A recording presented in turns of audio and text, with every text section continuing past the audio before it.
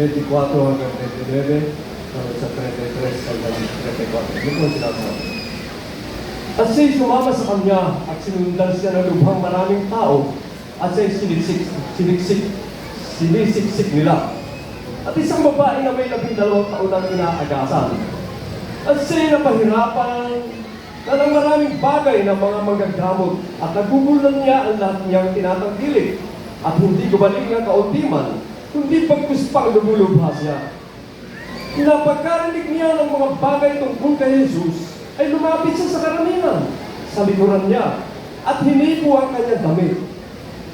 Sapagkat sinasabi niya, kung mahipo man lamang ang kanyang damit, ay gagaling ako.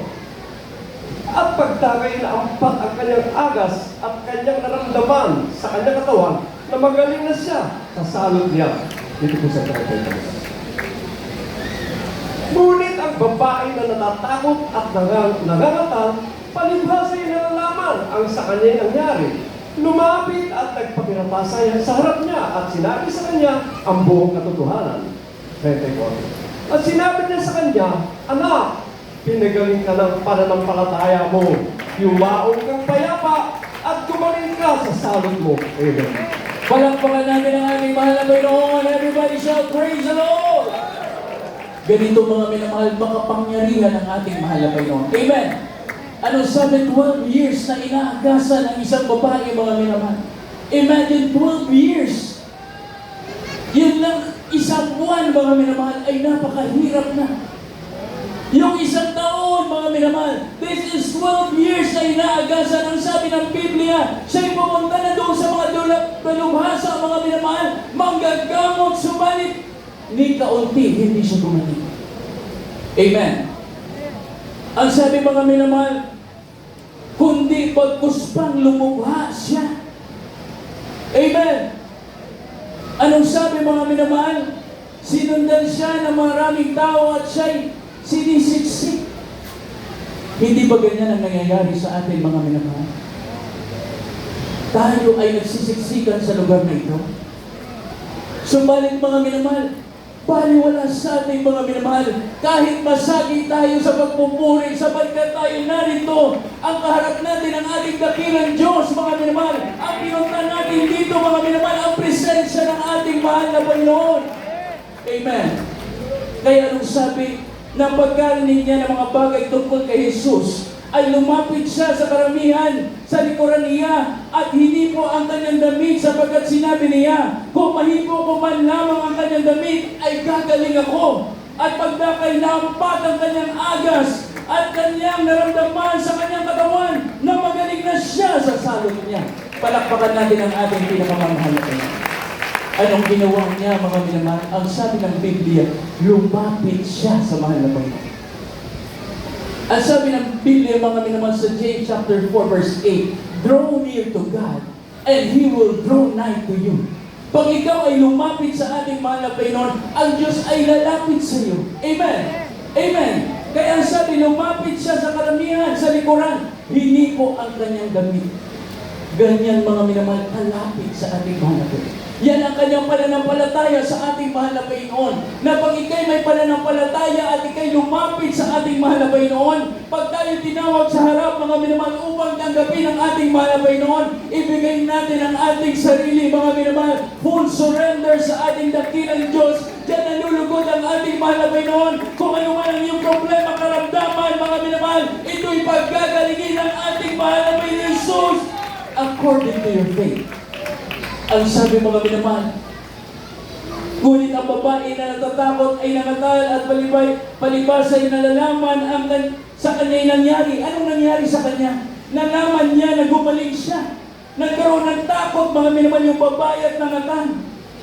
Ang sabi, lumapit at nagpatira pa sa harap niya. Ibig sabihin, mga minamahal, siya ay sumamba sa harap ng ating pinakamamahal na Panginoon. Pinaglingkuran niya ang ating dakilang Diyos sapagkat siya'y gumaling sa kanyang karamdaman. Amen.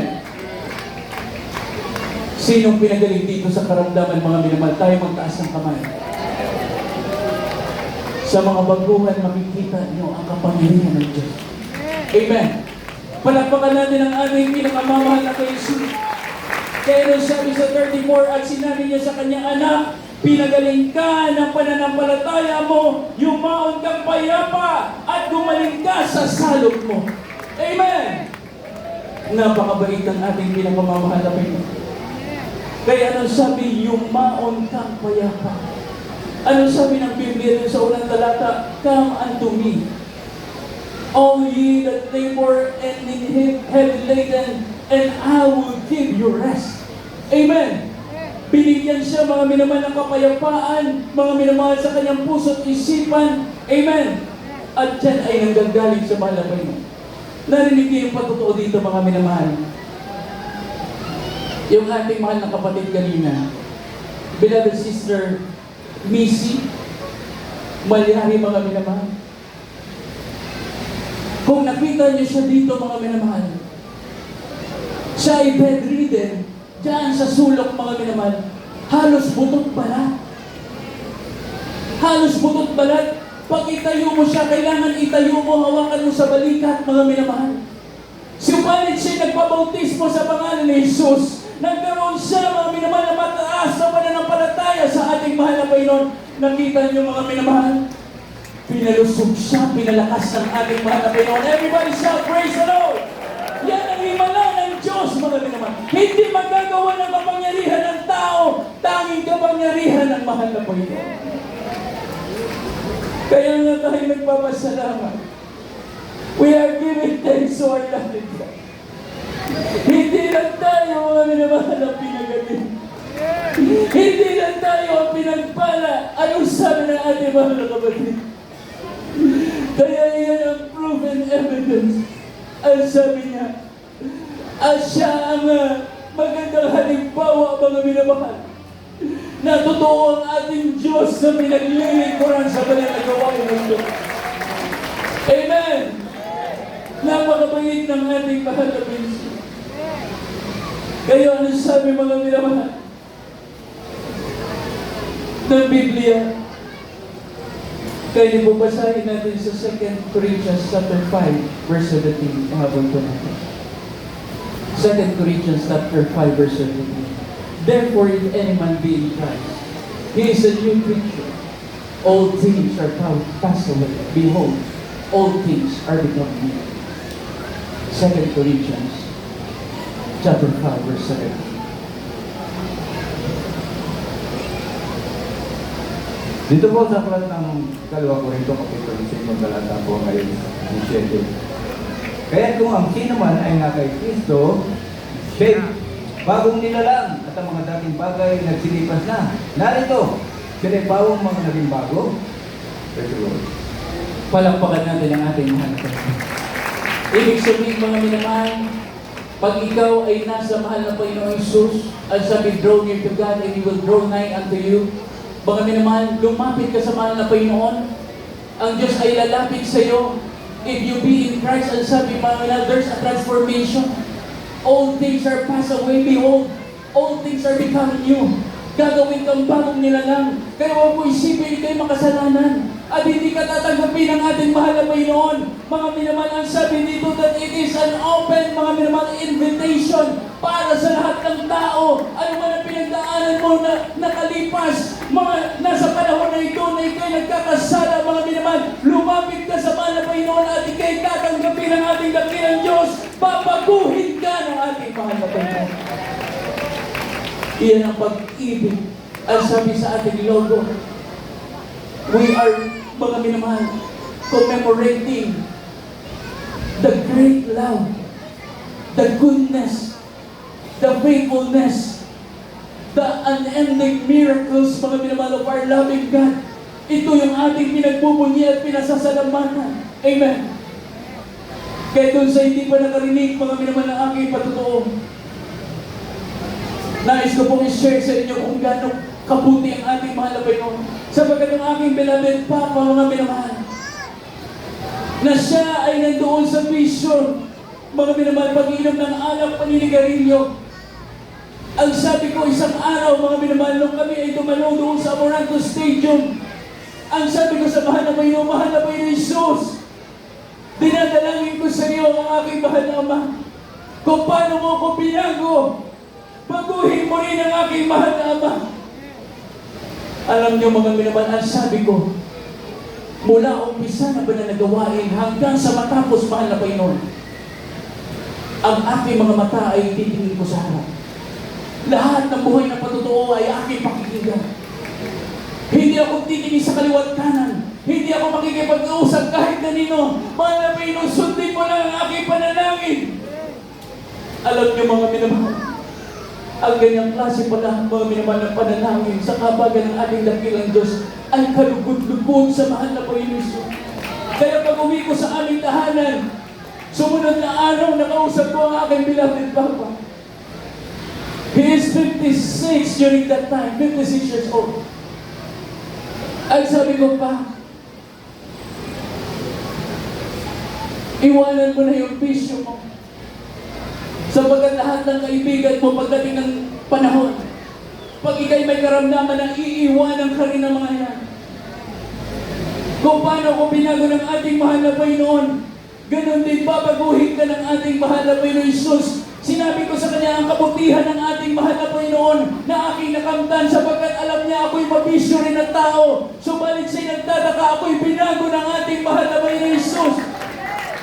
At the moment that time nakausap ko siya, hindi siya kumikilos mga minamahal. Ang aking beloved Papa, he is a civil engineer. Ang pride ay mataas.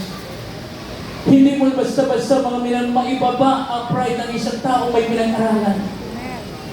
Kaya mga minamahal, nung ako ay nagsishare sa kanya, nagtataka ako ang kanyang mga mata nandun sa bintana.